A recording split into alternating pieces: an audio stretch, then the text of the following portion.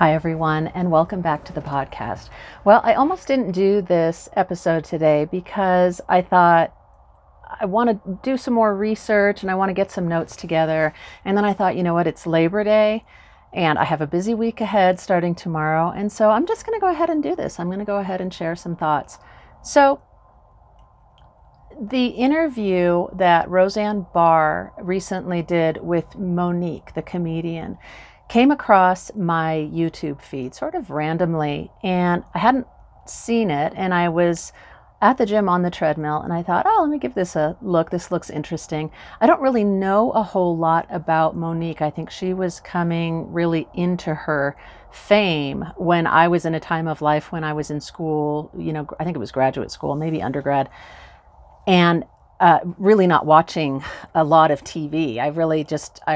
I didn't really own a TV for years. And so I sort of missed out on some of these major celebrities when they became celebrities. So I came in with no real preconceptions about her. And of course, I well aware of Roseanne and her early work and a lot of the controversy that has surrounded her recently.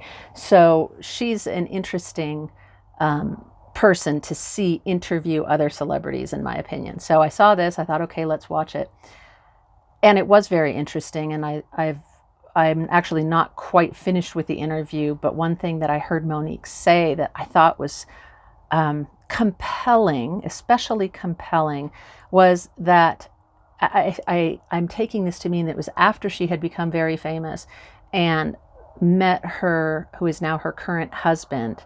And I don't know if they were had been dating for a while or if they were already married, but basically he looked at her and said, you really haven't even, I think her wording was, you haven't even begun to touch it yet, meaning you haven't even really dug deep yet with your work. And the two women were talking about how, you better be careful saying that to an artist.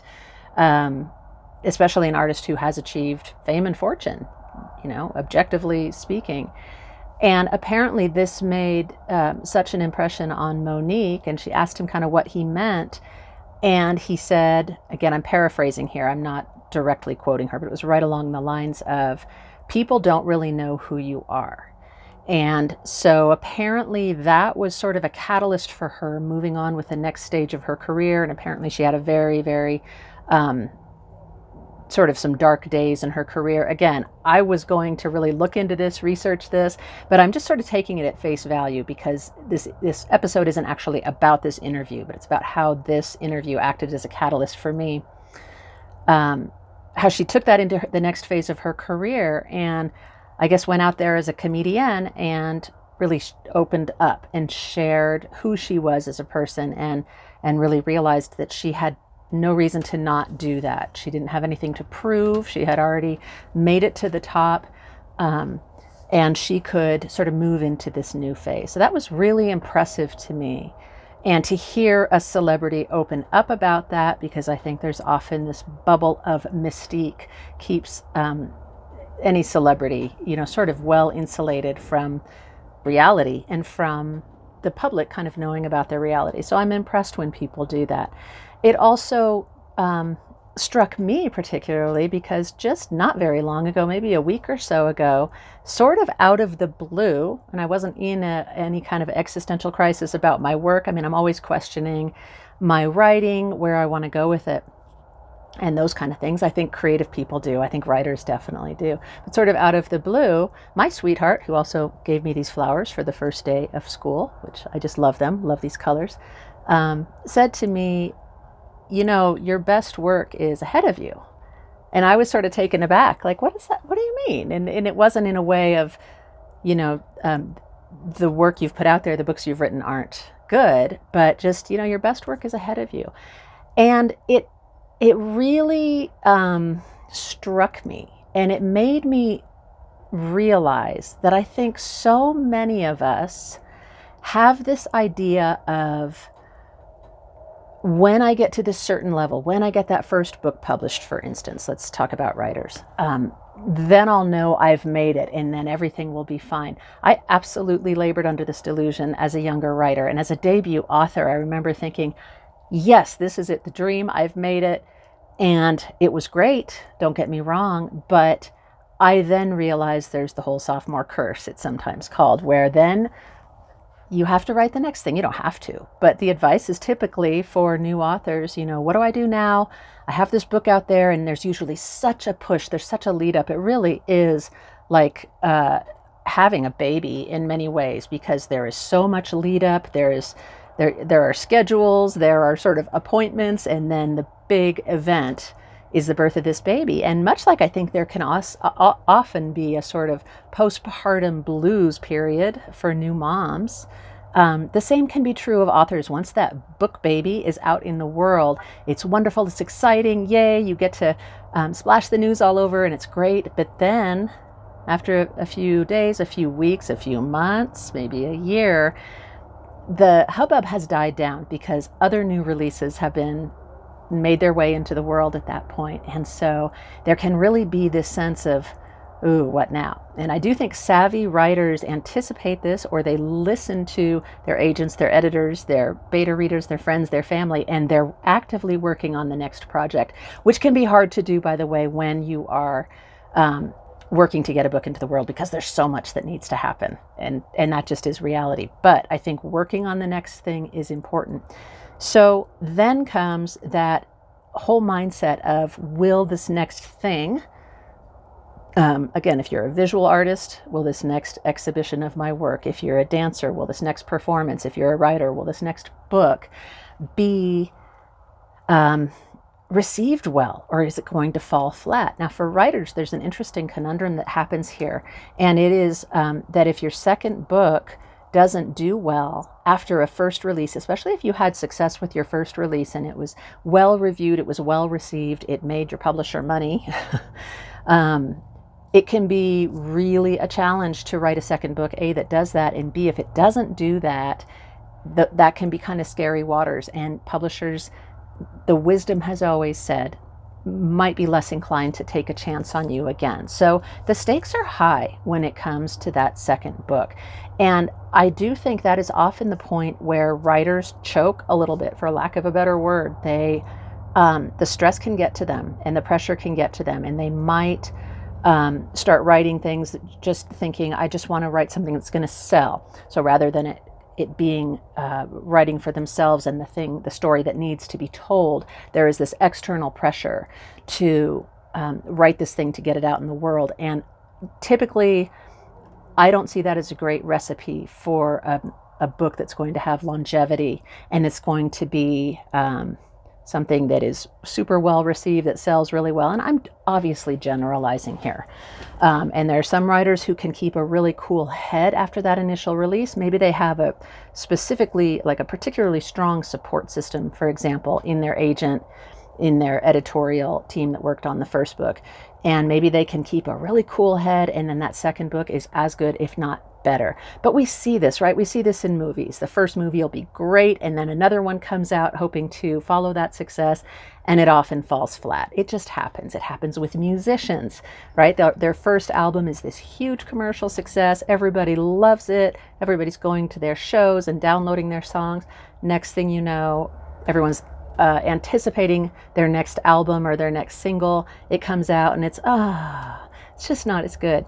When you're an artist and you're a performer of any kind, and I'm putting writers in that group, by the way, it can be very, very easy to sort of succumb to that pressure. So what I want to tell anyone who is maybe in that zone, maybe feeling that pressure, maybe you've had a debut come out, and whether it was a big deal and made a huge splash in the publishing world or not,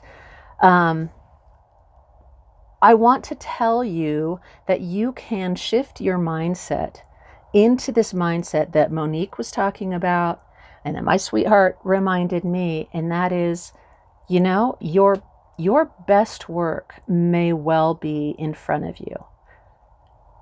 And if you just can take a second and think that, and just sort of let that soak in, I think it can be really powerful. The question then becomes, I think, to define what best means, because it doesn't necessarily mean your most commercially viable work, the writing that's just going to make you more money and make you more famous is ahead of you. No one knows that, right? We're not really in control of that as artists.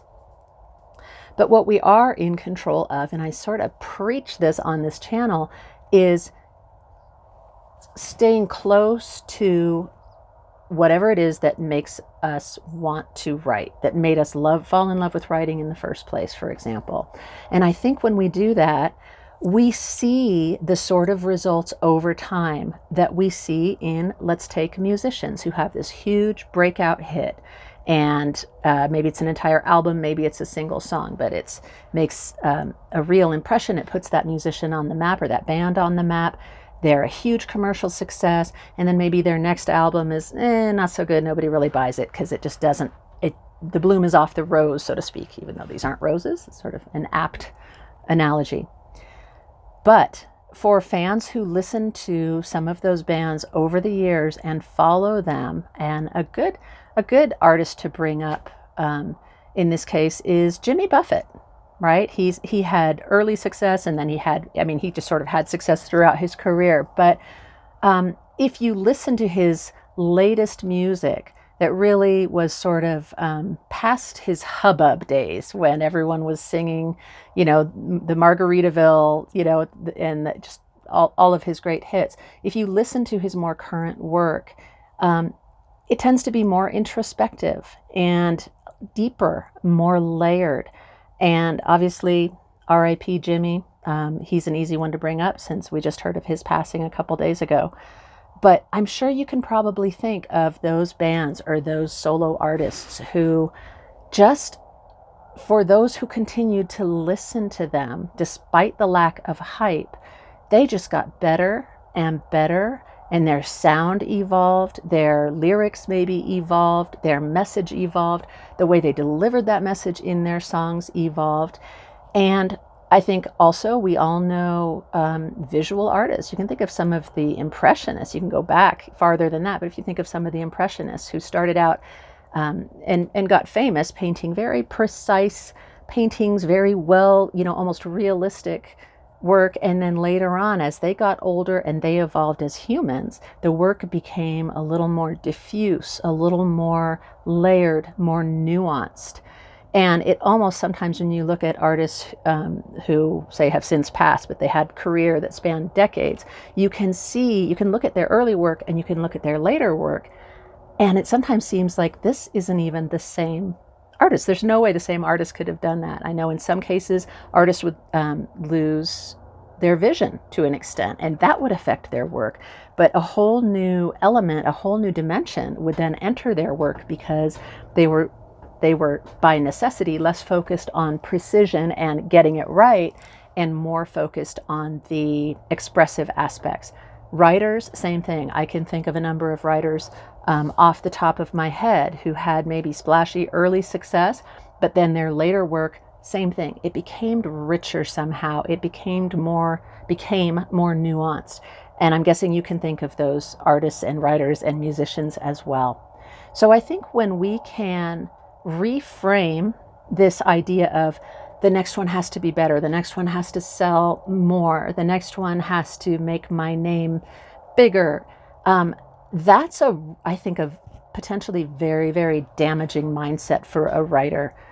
Writing doesn't work that way. And yes, some people can definitely crank out the books, but if you look at the writers who are cranking out books for the sake of, I want to have more volume, more titles, more things for sale, and this is not to insult anybody, but typically I think the writers who are really in that churn zone, the quality isn't necessarily getting more interesting. They're not acquiring more depth in their voice, for example, or more layers of sort of evolution of theme and character and plot. It's just a churn, and that's a choice to be made. There's nothing wrong with that in and of itself. But if you are a writer who is serious about developing, who is serious about deepening your craft and continuing to learn, and you're reading other writers and you're continuing to write, or maybe you're taking a break from writing, I would highly encourage you to start taking this attitude of, or at least asking the question. If you can't take the attitude, you don't feel like it's genuine to take the attitude of stating, my best work is ahead of me, at least ask yourself this question. Is it possible that my best work is ahead of me? And is it possible that that work that will end up being my best work will not necessarily be my most commercially viable work? And if so, am I okay with that? I think it's an important question to ask, because it can get you out of that sort of the blinder thinking, when they put blinders on horses so they can only see forward, they can't see what's around them, that very linear blinder thinking of, it has to be better, it has to be more, I have to keep cranking out books. I think that can be really crushing to a writer's soul, to a writer's interest in continuing to write. I hear this from people, and you're going to have storms to weather. I've talked about that a lot on the podcast, but reframing this attitude about writing in the future. And maybe if you're having a hard time selling another book, or you're not getting great reviews on, say, your second or your third book, if you have books out there already, think about, is it time to maybe shift away from worrying about those external factors that are really out of our control? And is it time to more think about deepening the craft, deepening the art? So anyway, those are my thoughts for today. I will likely revisit this when I do think of some more research I want to do on this. But in the meantime, I would love to hear from you. If you are so inclined to leave a comment, if you can think of those bands, those artists, those dancers. I mean, Baryshnikov is a dancer who leaps to mind immediately. As he got older as a dancer, he did not have the same athleticism. He was still a brilliant dancer. Nureyev as well, who I saw toward the end of his career. I was able to see him live, and that was amazing.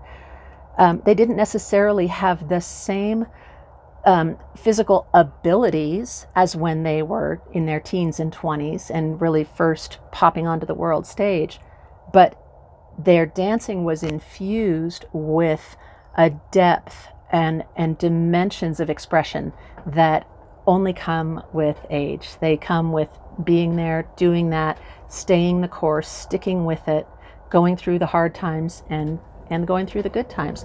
And I think that's what Monique was talking about in that interview. I encourage you to watch it. It's, I think, fairly new, pretty easy to find if you just go to the Roseanne Barr podcast. I've watched a few episodes. They're interesting, to say the least. This one really particularly struck me. So I'd love to hear from you on this. If you are so inclined, please like and subscribe and all that stuff. And I will see you after this busy week.